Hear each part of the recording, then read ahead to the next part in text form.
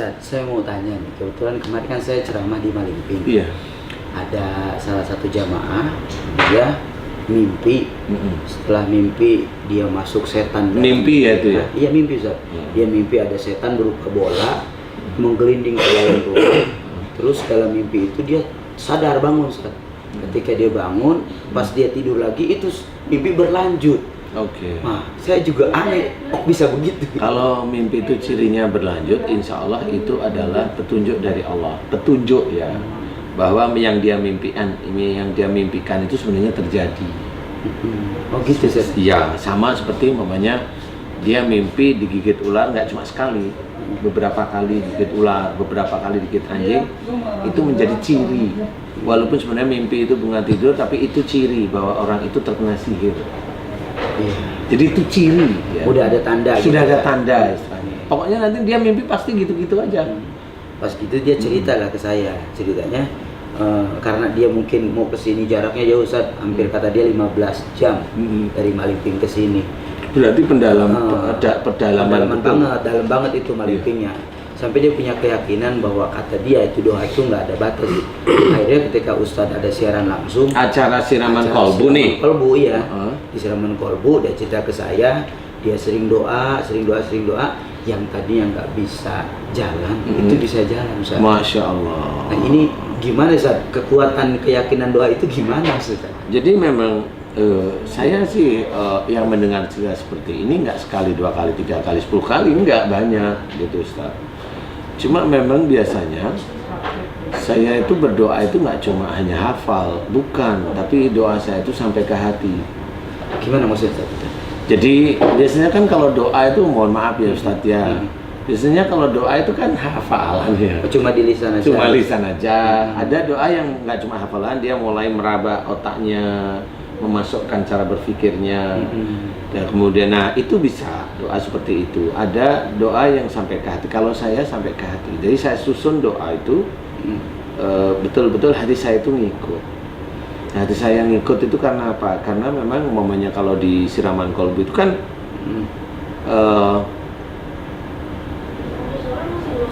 pasien ini kan kalau saya tahu, saya kan nggak pernah kenal. Iya. Saya nggak pernah kenal, taunya itu masuk baru saya lihat. Kan gitu ya. Kehidupannya seperti apa? Kehidupan apa yang nggak tahu gitu. Benar, Tiba-tiba benar. ada masuk itu dengan kondisi dia sudah seperti itu gitu. Jadi saya harus berpikir serius, kemudian melihat apa yang dia omongkan itu benar-benar saya dengerin, nggak saya abaikan, saya benar-benar dengerin. Karena saya mencoba untuk membantu beneran. Nah, pada waktu saya mendoakan, ini banyak doa sebenarnya. Jadi doa itu banyak sekali. Nah, doa inilah yang saya susun dalam waktu sekian menit pada waktu saya melihat orangnya, saya mendengarkan keluhannya. Doa harus saya susun dan saya masukkan dalam hati. Karena orang ini memang butuh pertolongan menurut saya. Menurut saya butuh pertolongan, menurut saya. Kalau orang itu umpamanya dia main-main, iseng-iseng, siapa tahu sembuh, itu hanya dia sama Allah. Kan gitu ya. Jadi urusannya beda. Urusannya beda-beda. Benar. Walaupun dia disembuhkan, kemudian umpamanya dari doa saya Allah menyembuhkan. Ini kan dari doa saya Allah mengijabah, kan gitu ya. Itu kan bisa aja memang itu ujian bagi saya. Apakah dengan seperti itu saya sombong? Kembali ke hati kita lagi. Saya. Iya. Kemudian sama orangnya juga ujian bagi orang itu. Apakah setelah sembuh dia sujud pada Allah Ta'ala? Kembali lagi tuh. Kembali lagi semuanya. Siap Ustaz. Kan gitu ya. Nah, bagi yang mendengarkan, pasti nggak cuma sekali tadi mendoakan ya, beberapa kali mendoakan pasti seperti itu. Dari situlah sebenarnya doa yang sudah saya susun itu. Waalaikumsalam warahmatullahi wabarakatuh. Silakan. Ya, Oke. dari situlah sebenarnya yang terjadi interaksi yang saya tidak pernah melihat. Saya berdoa itu tidak pernah otak saya, pikiran saya itu bahwa saya dilihat oleh orang banyak, enggak. Pokoknya saya berdoa aja gimana caranya nanti Allah bisa mengabulkan. Nah ini gimana caranya Allah bisa mengabulkan. Kan itu cara saya. persoalan Allah nanti itu mengabulkan atau belum itu kan hanya Allah ya. Itu beda cerita lagi. Beda cerita lagi. Iya. Karena doa memang seperti itu. Tidak ada kepastian doa tentang makhluk yang namanya manusia itu nggak ada. Walaupun dia muslim nggak ada kepastian. Karena ukurannya kalau Allah itu, kalau yang namanya doa ukurannya adalah imannya dan amal soleh. Dibangunnya dari itu dulu saja. Dibangunnya dari situ. Kalau seseorang itu imannya bagus, amal solehnya bagus. Amal soleh itu yang mana? Siap. Nggak cuma ngaji aja, nggak cuma sedekah aja. Sholatnya juga diperhitungkan, perbuatan baiknya juga diperhitungkan. Pada waktu dia berbuat baik, dia basmalah apa enggak? Jadi kualitas terijabah doa iya. ada tahapan. Ada tahapannya. Nggak bisa semerta-merta. Enggak bisa. Contoh umpamanya, kenapa iman dan amal soleh? Nah ini saya mengambilnya salah satunya dari wa yastajibul ladina amanu wa amilus sholihat. Dan Allah akan mengabulkan doa orang yang beriman serta mengerjakan amal soleh. Nah ini yang kita ambil. Jadi ini nggak boleh terpisah gitu. Nggak bisa terpisah. Harus jelas. Ini jalan. harus. Ya. Nah, nanti iman itu jelas harus paham. Yang namanya iman itu kemana? Bisa pada Allah, malaikat, Rasul, kitabullah, ya. Kemudian hari akhir, ya. Takdir. Itu akan menyatu dengan orang yang berdoa itu sendiri. Iman kepada Allah, gimana namanya iman kepada Allah Ta'ala? Apakah cukup dengan kita muslim itu iman? Iya, itu cukup. Tapi apakah itu bisa mengasah doa itu memang bisa setajam pedang? Belum. Benar. Belum. Belum. Nah, di titik itulah mulai faham. Contoh, iman kepada Allah Ta'ala. Yuk, kita telusuri yuk. Kita sering setiap saat kita membaca iyyaka na'budu wa iyyaka nasta'in. Dari situ aja. Nggak jauh-jauh ya? Nggak jauh-jauh lah. Sederhana banget. Sederhana. Ya Allah. Itu sehari dibaca Ya, setiap hari. Sehari dibaca setiap hari. Pada waktu kita membaca itu dalam surat Al-Fatihah, hanya kepadamu aku menyembah ya Allah dan hanya kepadamu lah aku meminta pertolongan. Jelas. Benar. Kalau menyembah jelas. Tapi menyembah benar apa enggak? Wallahu alam kita tidak tahu. Tapi saya anggap ya menyembah. Jadi taat dulu, amal dulu gitu. Iya. Baru meminta. Iya, baru iman dulu nih, iman nih. Mau jadi Mau dari iman dulu nih. ya. Belum amal soleh nih, Belum. iman ya. Mm-mm. Kemudian iyyaka nasta'in. Dan hanya kepadamu lah aku memohon. Nih, memohon nih bener nggak nih? Pada waktu hanya kepadamu lah aku memohon. Ini langsung di breakdown. Bener nggak dia memohon hanya kepada Allah Ta'ala? Nah, pertanyaan, apa ada mohon kepada yang lain? Nah, ini yang nggak pernah dibicarakan. Ada nggak salah satu kegagalan yang menjadi doa itu tidak dikabul? Ini belum selesai Ustaz, sabar. Iya. Pada waktu doa mohonnya kepada Allah ini di breakdown dulu nih, dites sehari-hari dites. Gini contoh. Umpamanya seseorang Ustaz ya. Siap. Saya aja deh. Siap. Saya itu berharap anak saya diterima di PNS. Kemudian saya berharap pada seseorang yang jabatan di ini tuh tinggi. Kemudian saya nih, tapi ini kan hanya gambaran. Iya. Saya dengan membayar sejumlah uang, bisa 75 juta, bisa 100 juta, untuk membayar anak saya mau jadi PNS. Dan pada waktu saya meletakkan uang 100 juta, saya sudah sangat berharap pasti diterima. Udah pasti. Bahasa Bahasa dia kan gitu, pastilah. Nah, suatu ketika anak saya nggak diterima jadi PNS. Kira-kira saya jengkel nggak? Sangat ya. Sangat. Persoalan kalau saya jengkel, anak saya nggak diterima, berarti kan saya mengharapkan Ada doa harapan. saya kepada dia itu terjadi. Kabul. Betulkah saya mohonnya hanya kepada Allah? Tidak. Atau saya pinggirkan, saya salah satunya permohonan saya juga pada dia, karena saya berharap dia mengabulkan. Nah, di titik itulah saya dosa. Sudah menyelingkuhi Allah pasti. Sudah menyelingkuhi Allah, betul ya? Sudah menduakan Allah maksudnya, ya kan? Nah, di situ orang nggak tahu. Padahal kayak gitu doang gitu. Padahal itu aja. Yuk kita pikir, dan itu terjadi semuanya. Contoh, umpamanya. Contoh ya, bahwasanya kita tahu bahwa hidayah itu milik Allah. Benar. Yang bisa memberi Allah. Ini contoh yang lain nih, Benar, tentang benar. keimanan nih. Kita ngasih tahu pada istri, ngasih tahu nih. Siap. Dikasih tahu sekali kesalahan, dia ngulang kasih dua, dia ngulang ketiga. Lama-lama jengkel nggak biasanya seperti itu? Jengkel. Padahal tahu nggak, hidayah itu yang memberikan adalah Allah. Berarti kalau kita jengkel pada istri kita, kita nggak percaya pada Allah Berarti Ta'ala. kita nggak percaya kepada Nah itu pada hidayah itu adalah pemberian dari Allah Ta'ala. Itu akan menjadikan morat maritnya doa itu di titik-titik itu sebenarnya. Karena ada harapan. Karena ada harapan manusiawi Oke. terhadap benda, terhadap makhluk seperti itu. Nah, itulah yang akhirnya menjadi imannya rusak. Siap, Ustaz. Nah, itu Luar biasa. menjawab Nih, dalam tadi, dalam Ustaz. banget iya. Ya kan? Akhirnya karena ada rasa ke orang lain lebih, bukan ke Allah untuk munajatnya, ini jadi ngehalangin semua. Iya. Kalau sebagian besar Ustadz bilang, kenapa doa kita belum dikabulkan? Karena kita banyak dosa. Nah, emang belum tahu dosa yang sebelah mana nih. Karena nggak akan bisa tahu secara gamblang. Nah, ini saya memberikan gambaran seperti itu. Dari hal itu pun Allah sudah sangat memperhitungkan banget. Tahu ada rokep sama atlet, Mm. kan sudah jelas itu.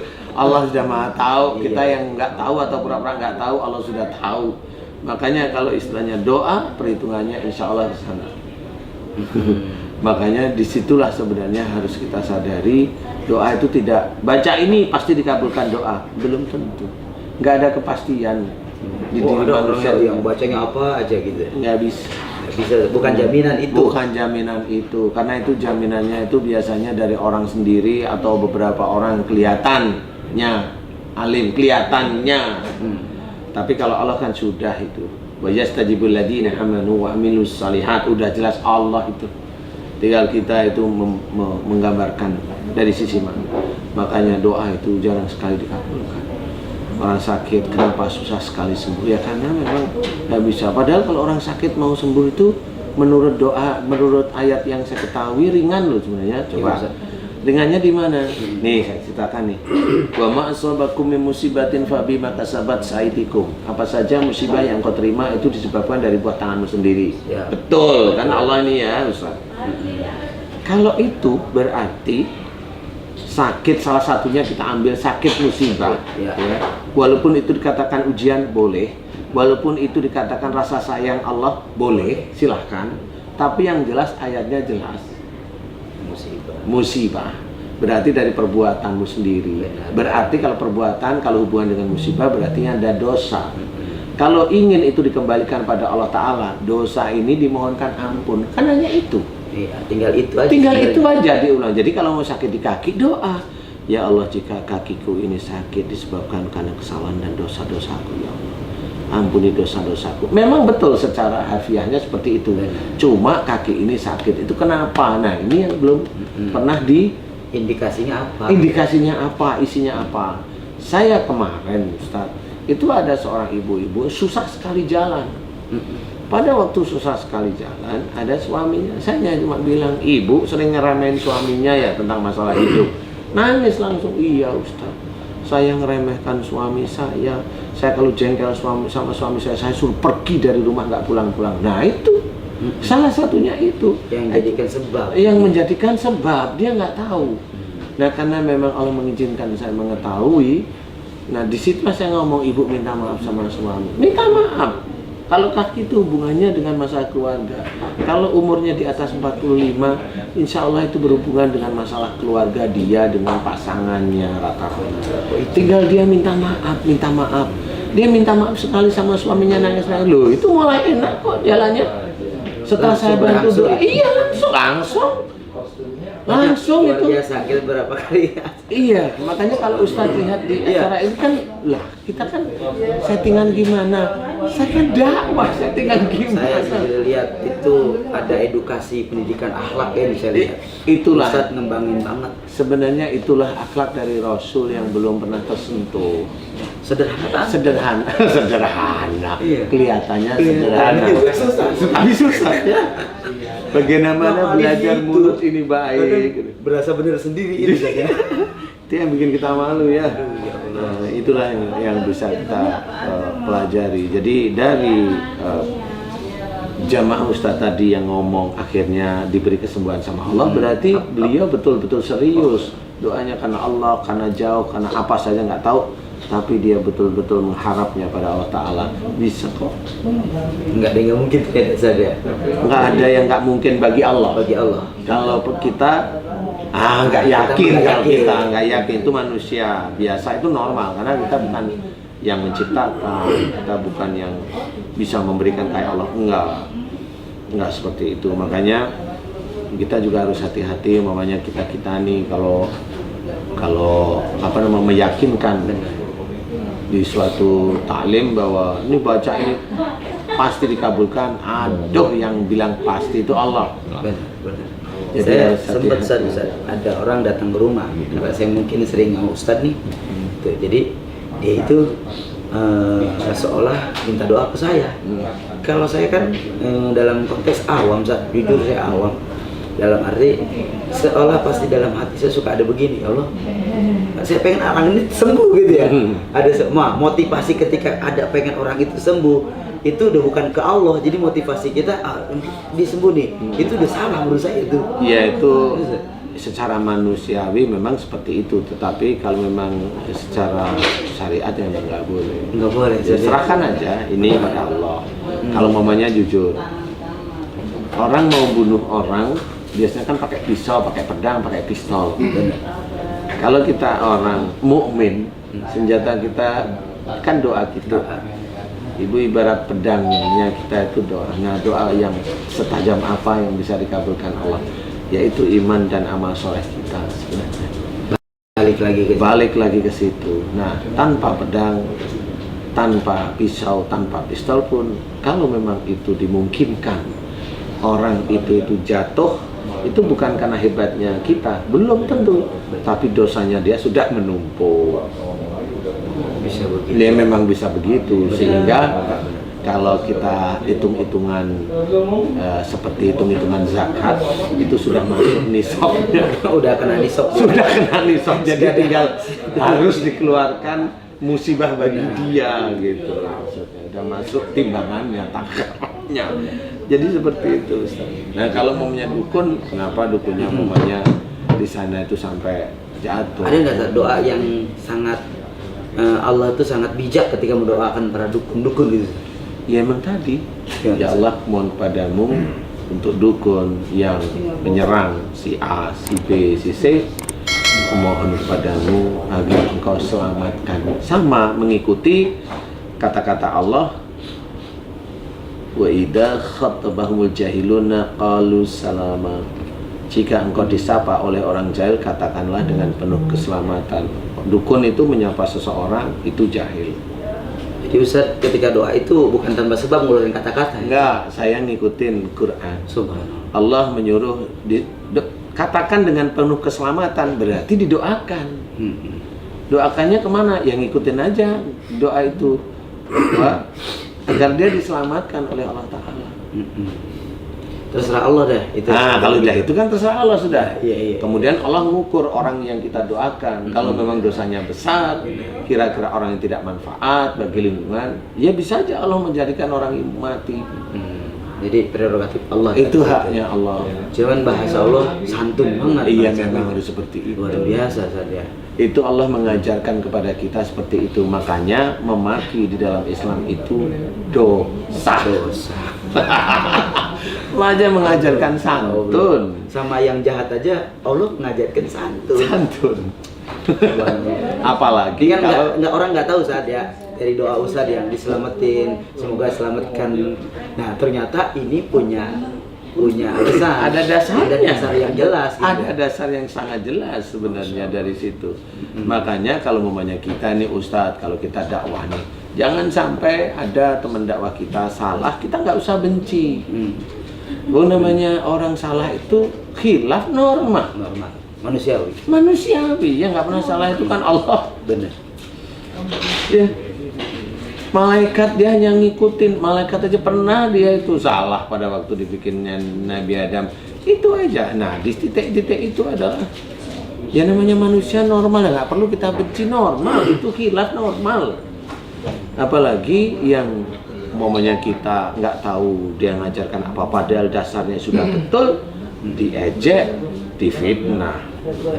Ini ya orang-orang yang seperti kita yang dakwah ini, itu dosanya besar sekali.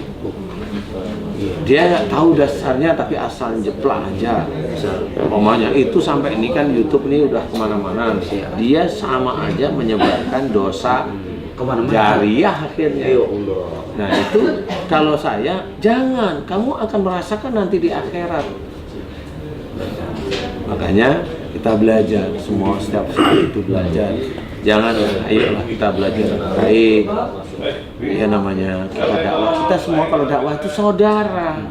Saling rangkul. Saling rangkul. Jangan memukul ya. Jangan memukul, jangan merasa pandai, paling. Jangan. Kalau sudah begitu selesai nanti kita. Akhirnya kita nggak bisa saling melengkapi. Betul. Karena paling kalau Karena paling nggak mau ngelengkapi. paling. Aduh, Masya Allah. Gitu. Kalau Ustadz, Masya Ya, Allah. alhamdulillah. Ustadz, ilmu banget ini buat saya. Iya, ini buat apa namanya penonton YouTube kita nih. Gitu guys. Pagi-pagi sebelum kita itu nongol di acara Sinaman Kalbu, kita ngobrol sama Ustaz Abai. Alhamdulillah, mudah-mudahan bermanfaat ya guys. Wassalamualaikum.